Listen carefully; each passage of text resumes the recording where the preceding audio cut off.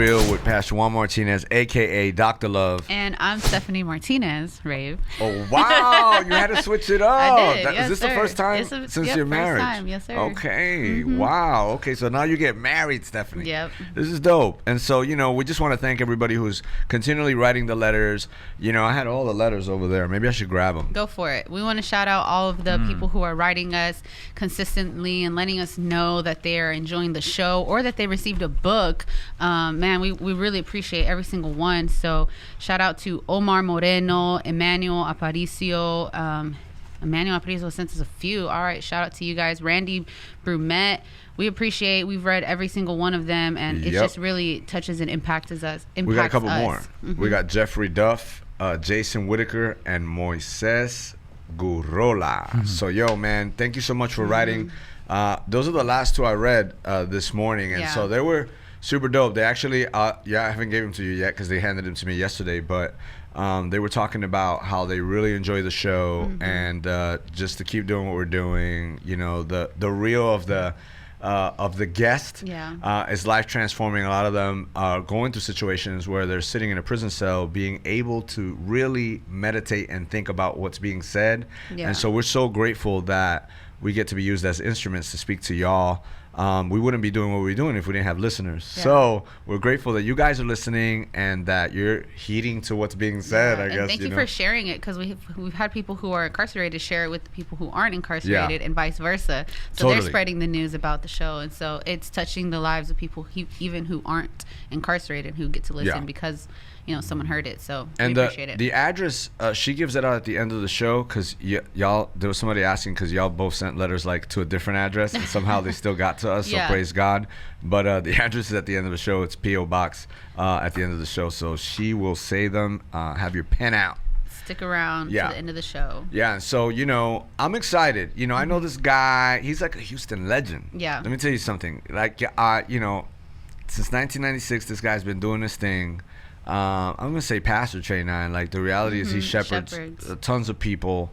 So today, in the studio, we have with us Mr. Trey Nine. What's going on, man? Good to be here. Man, how you doing? You always got that smile. You always got that smile. Well, thank God I can smile. I mean, every time I wake up, it's a new day. I'm breathing. I can move. I'm healthy. So I got to smile. That's dope. Nice. Okay, so I'm just going to cut to the chase. And, I was sitting here and I was thinking, because you're like, hey, your name is Bobby. But I really was like, that was like an to me because I'm so used to hearing Trey Nine. And kudos to you because your consistency, me being from up north, moving to Texas, getting saved and being here now. Now I'm a Houstonian. How long you been in Texas? Oh man, since 2007. Okay. 2007. Before that, but I don't recollect. Just doing dope deals and stuff. But literally in messing Houston. our city up. Yeah. I was trying to stop you. You were trying to stop me. Yeah. I was writing songs in the streets. And you were just tearing it up. Nobody gave me the CD. That's why I really enjoy what you do out there. Yeah. You disciple the streets. I'm passionate about the streets and stuff because of that. But where does the name Trey Nine come from? Why Trey Nine? So the full story is in '93 I was in Greenspoint. Greenspoint is where I started rapping at. And really? Yeah, I started rapping. Full circle. This just makes the God's Boy thing so much more. But go ahead. Yeah. Actually, I got saved there too. So yeah. Okay. But the studio I was in, I was with a guy named E.K. Everlasting King, a guy named Reggie Hamilton, and we were driving in the car. I had some goofy name like Swift B or something like that. I hated it. Okay. I was trying to discover a name because that was the beginning of my rap career. Right. Sure. And the DJ shouted out, "It's the 9 Trey," and this dude Reggie said, "Man, Trey 9, that's a dope name, right?" And he said, "I might use that." I said, "You got a name." All right, so that's pretty shallow for a name. But in 95, 2 years later, I give my life to the Lord. And I'm thinking of changing my name to something very spiritually, meaning, Yeah. Holy Trinity. anointed.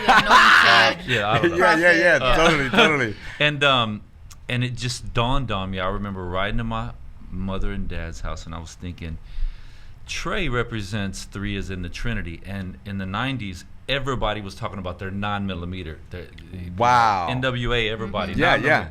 And so, God had just kind of laid on my heart that you're gonna shoot something more powerful than bullets that bring death. Fire. You're gonna Really bring good. life, and it's through the Father, the Son, and the Holy Give him a Spirit. bam, And bam, so- bam. Yo, that's So I so stuck good. with it, and I felt like God gave me that, you know. And Think about the stuck importance with of a name. Yeah.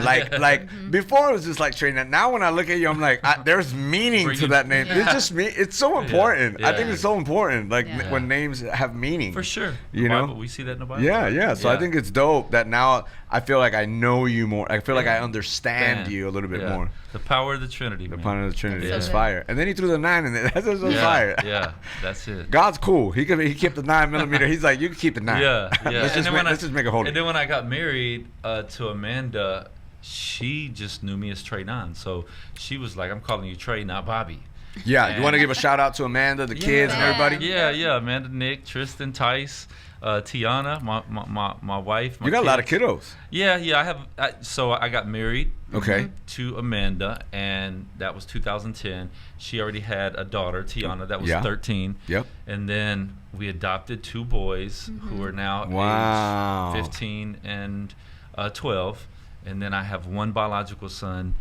He's a 4th grader. He's about to be 10, actually. So Oh, do you wow. advocate like adoption and all that? Like, I mean, obviously I you. would. I'm obviously in a different field of ministry, but yeah, anytime I can speak for it. What do you think the importance of adoption For is? me, it wasn't going out and looking for kids to adopt. It was, we were feeding the homeless downtown, and this was Thanksgiving 13 years ago. And there were 2 boys under the bridge. It was freezing cold. They were with their Wow. mother, and we took them home for the night just to give them food, Yeah. clothing, shelter. They were sick, very sick, coughing. It was like, man, these kids are going to die in the street Yeah. if you don't get them out of here. And she couldn't get into shelter that night. And she was, the mother was with a guy at that time, and so she let us take them. And so through a series of events, long story short, she said, will you adopt them and give them a better life? Wow. And that's how we ended up with Nicholas and Tristan. One's Salvadorian, one's Mexican. Wow. And how old are they now? So now they're 9th grade and 6th grade. So you got 15 and 12.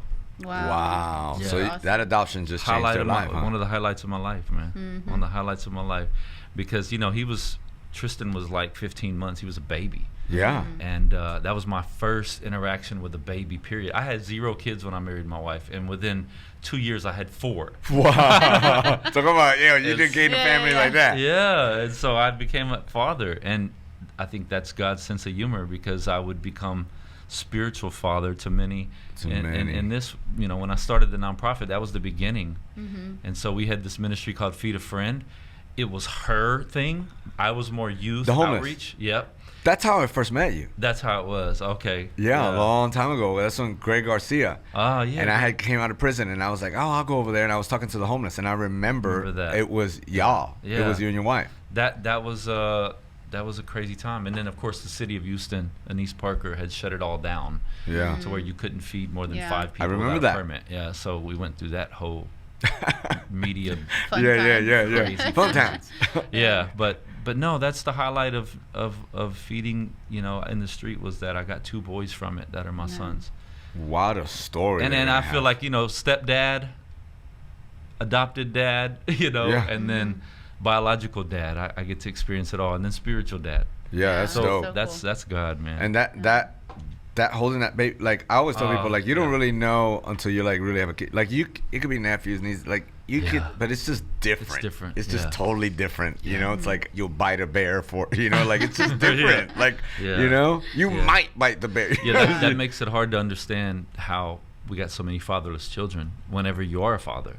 Yeah. I understand why men leave, various reasons, but I just could never see myself doing it. My dad never left, thank God. Even though So you were raised in a good home. I was raised in the hood, but I was raised in a good home. Yeah. Wow. So I had a mom and dad that were working hard. Both of them still work hard till this day, but they worked hard. I went to Sam Houston High School, so I was on the north side. HISD. I was around predominantly Hispanic and Black, Wow. and because Dad provided, worked, and it wasn't a Christian home, but Dad provided, worked. He did what I consider a husband, a father to do, what the basics. Yeah. And that was enough for me. And then got you through. Yeah, so that's given me the stability in life. Yeah. Do they see help you, other you men, still see them and all that now? Oh yeah. I drive and the so north side all are the they time. like they believers now? Like my mom and dad are believers. Wow. My mom was always kind Fire. of casual. Yeah. Went to a Lutheran church, and I remember as a little kid, she would take me to the Lutheran church. It was boring. I didn't want to be there. Yeah. But my dad was never saved. And then when he saw me changed in my teenage, then he just started going to Lakewood. Wow, And that's he dope. Walked up to the altar at Lakewood and gave his life to Christ. That's now so they're not regular church tenders right now. Yeah, totally. But they're just simple folks that, you know, you wouldn't even think it was my mom and dad. My dad's very short, you know. I'm the tallest, you know, and they're just simple, very simple, hardworking, blue collar. I love. It's just the story of it, right? Like you accepting Christ, and then them seeing your life, which then all of a sudden triggers something in them. It's just beautiful. That's kind of like what we hope for anytime we're ministering to young people. It's like, hey, it doesn't matter your age. Like, you can be the light in your home. That's it. Yeah, I was a teenager and I modeled that. They were like, "Why are you tithing? Why are you giving your money?" Let me explain it to you, Dad. Yeah, totally. So awesome. You know, so you're very passionate. You have a ministry. What's the name of your ministry? It's called Eyes on Me Inc. It's a 501c3 here in the city of Houston. We exist to mentor, disciple, and serve at-risk youth and their families. Okay. And so we're currently in Forum Park, which is southwest Houston. We're out southeast in Sunnyside, up north in Greenspoint, and out west in Brookshire. Because right now you guys have a big thing. Yeah, it's a Houston song. Sunnyside to southwest. That song. Look, hey, look at the next cipher. It's coming. So like, obviously, since I've seen, because like I said, looking from the outside, I just seen your name always consistent. Where, you know, it might roller coaster or whatever, but it's consistent with what it is that you do, right? Like, I don't see you like all of a sudden 1 week you're doing this and then the next week you're doing that. Like, since I've known, those like, guys. those guys. This is the We next know trend. those guys. Always trying something new. You have stayed consistent. And in that consistency, I see trees falling. You know, you just remain chopping. Your new endeavor, right? I would say new, not really new because you were already at Greenspoint, but there's a whole new movement you're creating, right? Greenspoint to God's point. So Greenspoint is known as Guns Point. And so we think that based on our work there, we've been there for 6 years. We just got a mission center there since September last year. And so we see the goodness of the community there. We see the goodness of the youth there. They deserve something better than to grow up in an environment where everybody's labeling it after guns, you know, blazing and people getting shot. And so, you know, you go on YouTube, you look up Guns Point, you're gonna see some young cats on the street talking about Guns Point, all proud of, you know, that, repping their hood, their city. And so I'm like, you know, if there can be so much boldness in representing something so negative, why don't we represent something that kids can be like, yeah, I live in God's Point, you know? Totally. So Guns Point to God's Point is the movement, and we're pushing it just like, you know, people push the bad in their neighborhood who don't know any better. And so I think Christians being behind social issues like violence, you know, gun violence, is something we need to start looking more at, you know. Instead of always just waving the holy banner, I think if we start taking on these causes and put that in the front, then others can join and support and not feel like, oh, I'm not as holy as them, I can't be a part of that, or I got sin in my life, I can't join them. No, we're against guns and people getting shot in the street. So you can be a part of this movement, you know? Absolutely. So you guys are doing prayer walks. You guys are just almost in every you're pretty consistent. Like I said, like there's always like I see like a prayer walk like Trey Nine's there. You know, well, somebody's got to lead. You know, I think that the spiritual movement of prayer walking is not happening really much. What do you think is going on? Because I heard you touch on it a little bit. Men, Yeah. men, like when we talk about men. We'll be right back, and I want to hear your thoughts on what's going on with the men out here. What's going on? Good. We can do We'll be that. right back. Hey, we're Welcome back, you guys. Where we at, Steph? We've got Trey Nine in the building. Trey Nine. And so just the amazing story of just even your family, your personal life, but now also the movement that we're trying to, continue to push throughout Houston. Follow Trey Nine. Follow Trey Nine. Yeah, and so Pastor was asking, what's your opinion on men? Because you were talking about the different roles that you have as a father. Yeah. And then also the kids that you are ministering to and trying to reach. A lot of them are fatherless, know. So what would you say is the issue? I think about my boys, Nick and Tristan, who I adopted, and I was like, well, what would it have been like for them without a father? They were Nick was 3, so he was already wild, and I mean, I remember when he moved in with us, he bucked my wife so much. I mean, he spit on her, he kicked her, he did everything and rebelled against her. It was very difficult. But think about it, his mom had left him over to strangers. And there was no dad. His dad was from El Salvador and was supposedly executed by MS-13, so he never got to meet his dad. Oh, wow. And so I kind of, had to be this male figure in his life, eventually a father. Yeah. And so I'm like, what would he have been like without that? He would have probably been full of rage, anger, bitter at women, taking advantage of women, using women, and probably having kids and not fathering them, And so, but now I'd be damned if he does that now because I raised him better than that. And so I think about all the men who didn't have that man in their life, or even men that hurt them in their life, so they never had a model of a father, and so as a result you can only repeat what you've seen and learned. Facts. And so I don't, men are incarcerated, some wrongly incarcerated, that takes them away from their kids. Men have made mistakes because of being on drugs or choosing crime, that takes them away from their kids. And so you got kids growing up without any sense of direction of what a man is, and you got mothers trying their best to figure out, how do I raise this boy to be a man? And we know that she needs a man to model that for him. And so that's why mentorship is in the DNA of our ministry. And we're pulling men in saying, hey, spend time with this kid, minimum once a week, and just ask him how he's doing physically, spiritually, and mentally, emotionally. It's really good. Yeah, and just the difference that it makes, because that always leads to a little more time, the Astros game, the Rockets game, recreation. And so we think that that's the answer to raising up, fatherless kids, is to put mentors in front of them that will be there for life. That's really good. And I think it's changing the, not only the environment that those kids are only exposed to, because if they're only in the hood and you got a mentor that's like, man, come on, I'm gonna take you over here to where I live, or I'm gonna take you to see your first baseball game. They're watching a man and his function and how he behaves. Totally. And especially if he's a godly man, we keep, obviously you gotta be a godly man. You gotta fit the credentials. Mentorship. Because we don't want to reproduce the wrong thing. No, you be jamming secular music in your car and drag them up. But we don't do that. So I think that we have a fatherless, generation that needs mentors, and men need to step up. It's really good.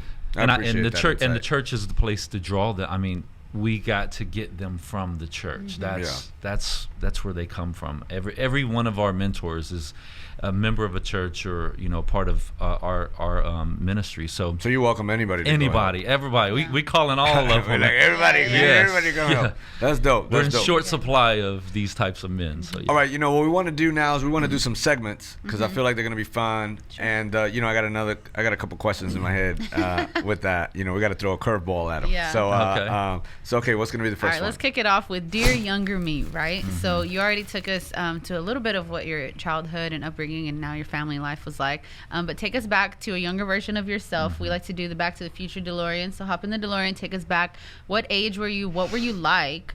And if you could give yourself now a piece of advice to the younger version of yourself, what would it be? Man, I'll just go back to high school. I was I started working pretty early at 16 years old. I started a job, and anyway, I went through a series of jobs, ended up at Walmart. And when I worked at Walmart, I just got into thieving really bad. Yeah. Okay. Yeah, totally. And Walmart would do that to people. Hey, Yeah. you in the hood. Yeah. So I mean, little hood got in you. it was really bad. Yeah, it was really bad. And so, you know, I would have had more integrity, you know, because to have a job, someone to employ you and trust you with their business. Because I ended up becoming an entrepreneur and starting a janitorial business later, a commercial janitorial business, I value people who start businesses and employ people so much more now than I did back then. Back then, it's just a job, a company, they got money, they got insurance, you know, but now looking back, thinking of what it takes to run a successful business to the level where you hire people, I would have had much more pride in my jobs. I definitely wouldn't have taken advantage, you know, when they weren't looking. And I would have given more to the companies that I worked for. And so I would say, you know, be humble, be a servant just as much to that employer. Give them the best you got to make them better than what you did. I think you just helped out our whole. No, I'm like, repeat that. No, that is good. That is really good. You got to help them build what they have and make it better before you leave or quit or get fired, whatever happens. So that would have been my advice to the younger Trey Nine. Yes, you would have told them, be humble, be integritous. Yep, I'd probably have more donors today if I did that. You know, that kid right there. He was the most integritous guy we had. He worked hard. Yeah, exactly. Oh man, that's so funny. Okay, so I'm gonna put you back in the DeLorean. Probably twice. So you're about to take a couple trips. So I want to put you back. Buckle up. The first one I want to put you back in. I want to take you back, you know, because you've learned so much in ministry, and and I just know because I'm in ministry. Yeah, so for sure. If I can put you back to a place when you first started, somebody was like, hey, I want to start a ministry, you know, and maybe they want to start it for I see Trey Nine doing it, you know, like what would be some advice you would give to that young Trey Nine who's about to start everything with all the wealth of wisdom you know now? What would you say to yourself then? Yeah, because I was starting a kind of a unique ministry. It was hip hop, and there was not any models in Houston that were going to start a hip hop ministry and be funded. You know, it's one thing to do music and put out albums and records and travel and do shows. That's one thing, but to say I'm going to do this full time and it's going to be nonprofit, it's going to be a ministry, that was something I didn't have a model for. And so I just stepped out in faith as a missionary. I had to use the term missionary with the church. And thank God I was at Copperfield Church and they believed in the vision and mission. And so they said, what do you want to do? I told them I want to do this hip hop hope type of church service in Fifth Ward, and it's going to have a DJ and a host, and the choir will be the rappers, and you're talking about Rain and Noah's Day, right? So they're like, what? They're like, and it was a predominantly white church too, so they had to overcome that hurdle. But they supported it in Fifth Ward. And it was a way to connect young people. It was a paradigm shift for what church could look like, because we are the church. And so I had the choice of coming under their umbrella or starting my own 501c3. Right? So I think that there are enough ministries now to where you should come under the umbrella of someone who's doing it well, not prideful, arrogant, controlling, you know, type of, and be taught and mentored that way. There's even organizations like the Stoller Foundation who will put you in an internship to teach you this stuff. Whereas me, I had to stumble across things and I had to dig. the hard way. If you know, there's you built the boat. Yeah, you built the boat, and you didn't see the rain. You had to build the boat. You were Noah. Now the plans are out there. You don't have to figure out where you're going to get wood from. You know, don't be so prideful that you don't ask people for help. That's good. You know, just don't do that. It doesn't make sense. Good. There's people that have already done this, and you obviously may have your own unique niche of what God's calling you to do. Sure. It's hard though, because there's nothing new under the sun, and a lot of things have been done. But you know, just like the Kicks for Kingdom ministry we started, really I don't have a model for it, but it still goes under the umbrella of what we're doing in the streets. Right. Totally. So get advice, be mentored, and be a good student that listens. A lot of people that say, yeah, I want to start a nonprofit, but you know, y'all doing it different. And it's like, bro, you can learn from the foundational things. Yes. Yes. And just for a season or whatever, but stop being so arrogant and cocky, because God gave you a vision and gave you a mission. It's Like, really just sit good. down, shut up, listen, follow, observe, serve. Totally. And when good. your time comes, you'll be ready and it'll be clear. Yeah, God makes Jesus wait like 30 years. Yeah, And yeah. think about it. Yeah, And then he launch. makes the other People guy. scared to start, Yeah. wait 2 And then, 2 and years. then Yes. he takes his disciples and he's like 3 years. Yes. 3 years. Like, I'm like, Before you he tell somebody launches 3 them. years. Yeah, you tell somebody now, hey, how long? Just Yeah. hang out with me for like 3 years and See we'll what- talk after yeah, that. see what They're happens. like, what? They'll They dip, run. They yeah. run. Yeah. Nobody Yeah. wants to do it anymore. And something so important that you said was the foundation. It's like we understand to be a doctor, you got to have a foundation. Yeah.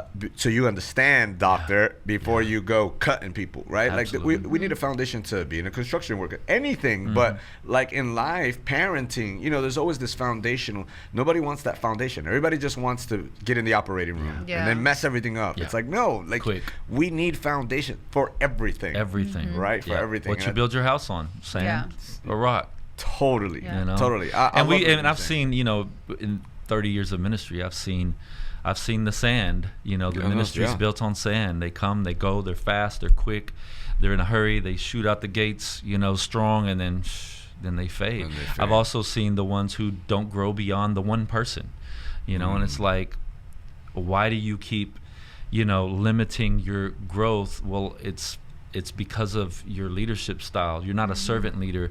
You're trying to control everything, and people eventually will break off from you. And so I've seen ministries that Wow. they never grow beyond that one person, and I'm like, that can only happen if the buck stops with you. Facts. Like Jesus launched his disciples, and so I'm always looking.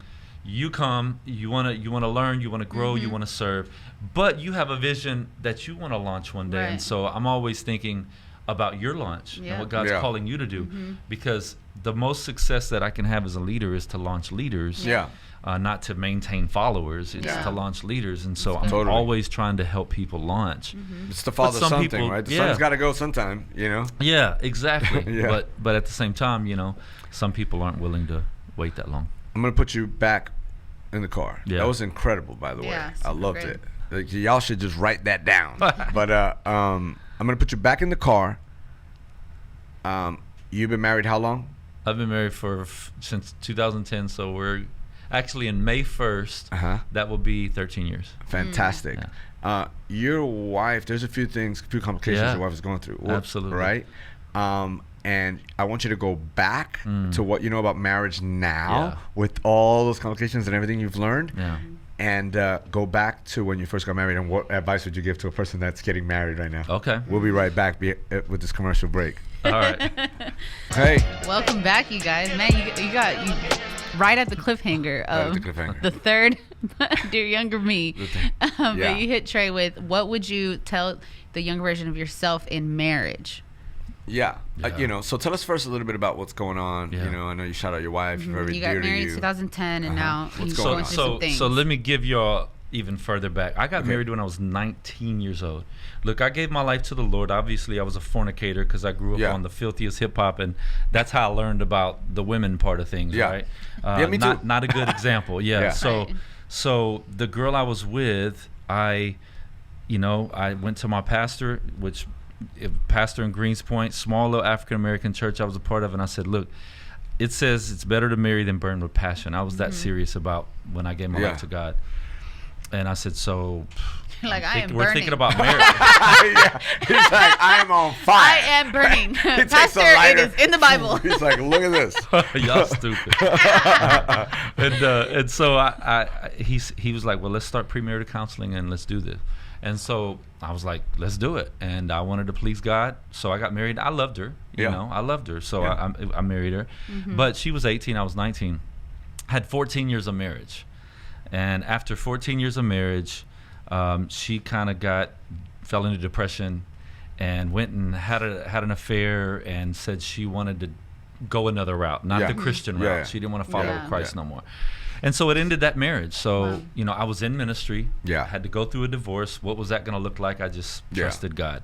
It was kind of my Job moment. A lot of details to that. And then I met Amanda very shortly after that, and knew this was the one for me. I wanted somebody that was, from the hood, but was a praying woman, loved Jesus, was sold out to God, but could relate to me as a man that was on mission, right? Yeah. Little hood, mainly holy. Yeah. Hood and holy. Yeah, hood and holy. and so married her, and then, immediately she was having back problems. She was working at a job, sitting at a desk, and we thought, maybe it's God saying you need to get out of the desk job. Mm-hmm. Maybe that's why your back hurts. And come in ministry, we'll take a leap of faith.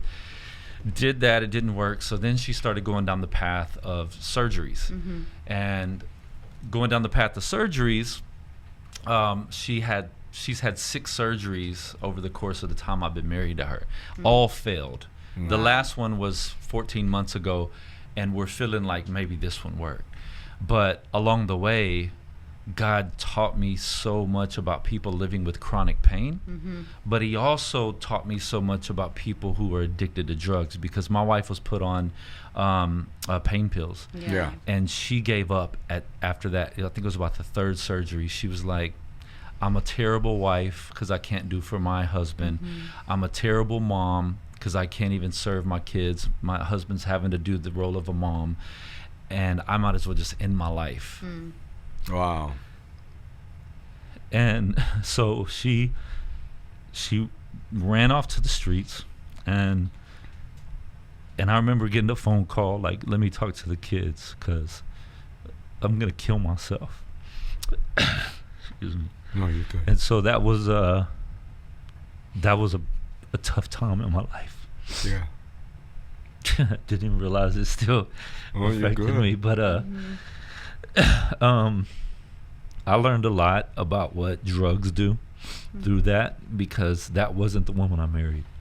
And I went to 5th Ward. I called up everybody I knew to find my wife, even the goons, and found out she was in this dope house, and the guy wasn't giving her up. He wasn't giving her up, and made a call to someone I knew who was in 5th Ward that I was actually blessed to do ministry with. It was Jay Prince.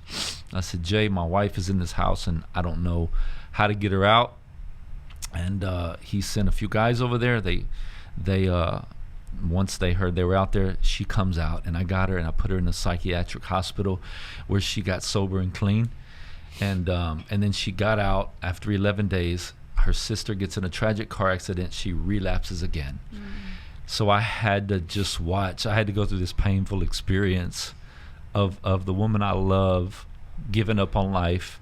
And I remember things that had happened where I could have divorced her and I could have just ended and walked out. Mm-hmm. And God was speaking to me. He said, look, you fight for this woman just like you fight for anybody else in the streets. Don't you give up on her. She's never had love from a man. Her father abandoned her, cut her off when she was a teenager.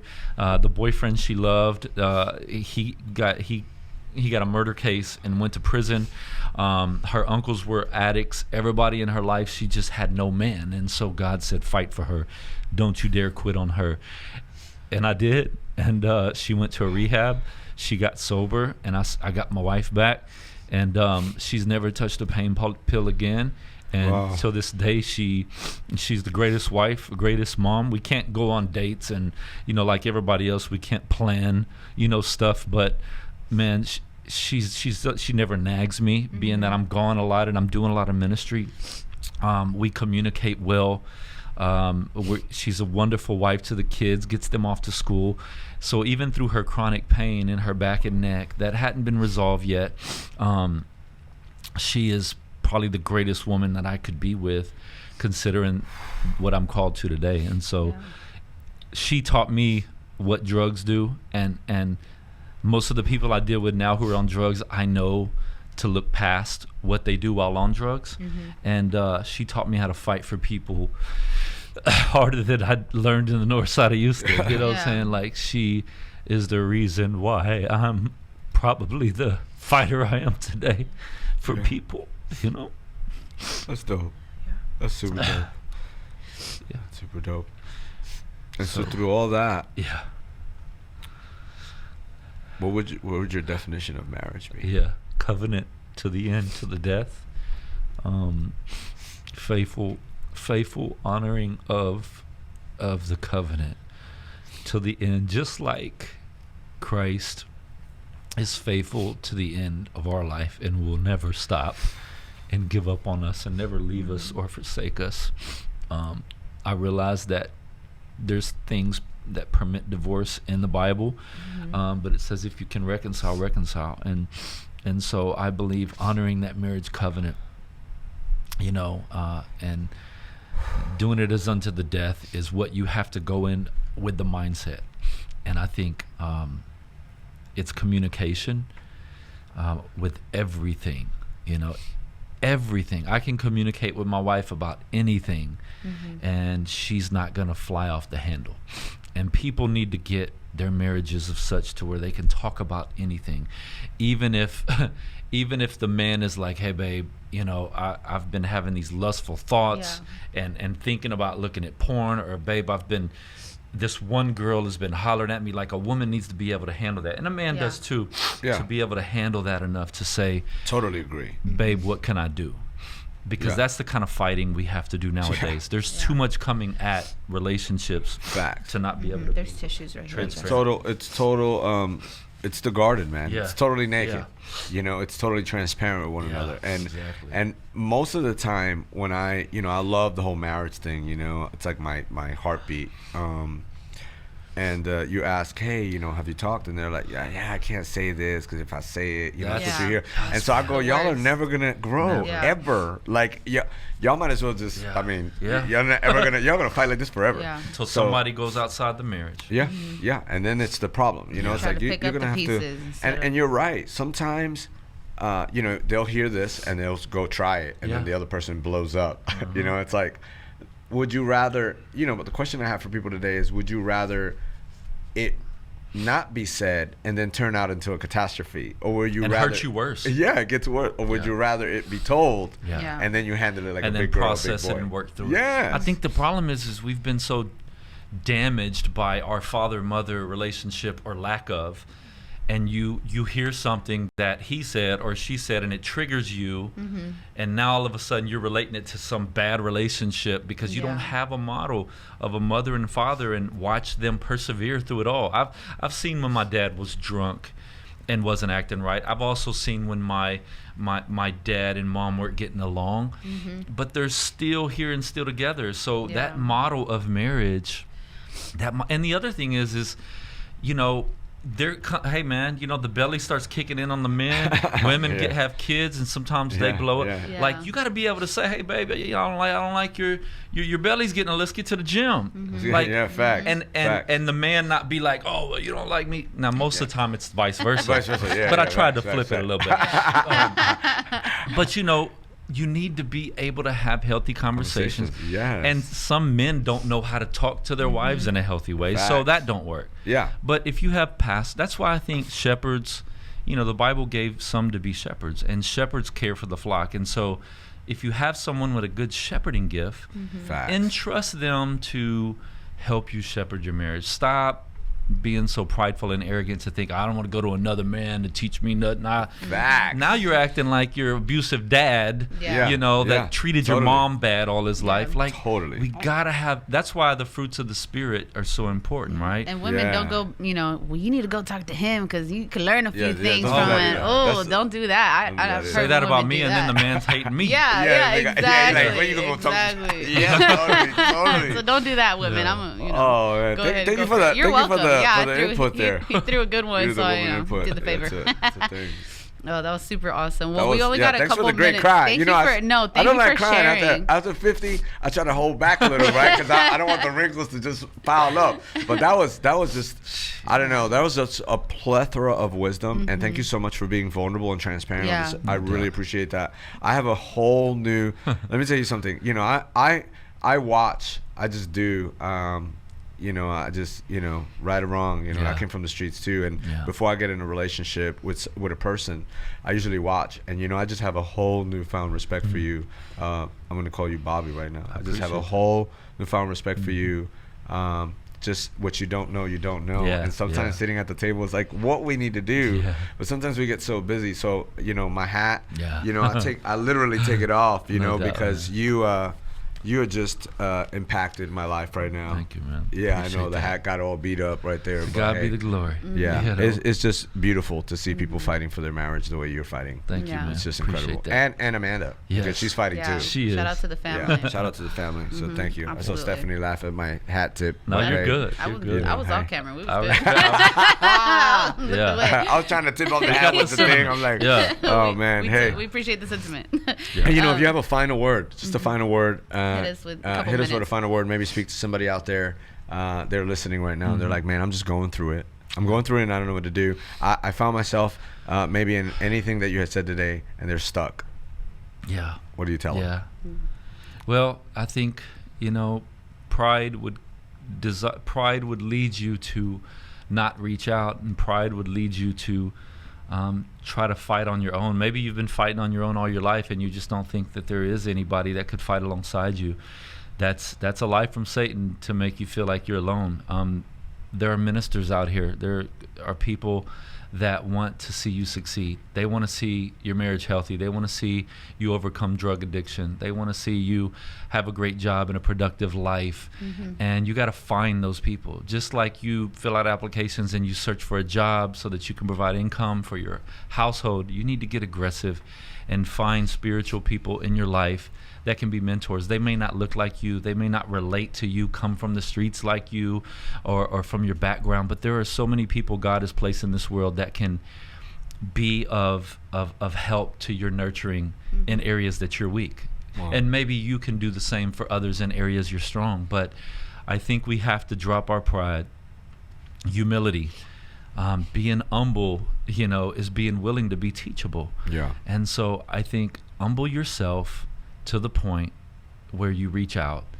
And when you reach out, find the person that can walk you through these difficult situations of life. But the greatest thing you could ever do if you haven't done it is to invite Jesus into your life as your Lord and Savior. Dope. We live in a world of brokenness. Things are broken. Bad things happen in this world because of the sin that entered this world. But if we turn and follow Jesus, who came to earth, died on the cross, was buried in a tomb, and 3 days he rose, and 1 day he's coming back, then we could be saved and we could be spiritually new. So give your life to Jesus, ask him into your heart, and let the Holy Spirit lead you and get you some good counsel and become a part of a church family. Thank you so So much good. for being with us. Juan Martinez from This Is Real. And I'm Stephanie Rave, and we're so glad you joined us. If you enjoyed the show, be sure to like, share, and subscribe, and turn on your notification bell so you get notified every single time we have a new episode. And don't forget, in Houston, Texas, on 100.7 FM, every single Saturday night, we're on the airwaves from 6:30 to 7:30, man, with real people, real problems, real solutions. The show is rocking. Amen. But not only that, not only is the show rocking, we're also reaching 53 cities, 51 state and county jails and prisons. And what we're doing is we're bringing the word to them. We're bringing them some laughter and some Fire. good times and some fire. Amen. And so for that, we need some partners. So if you want to partner with us, please click on the link below. And don't forget to follow us on social media, #ThisIsReal, or on any other platforms, Pastor Juan Martinez. Hey, that's a wrap. Peace.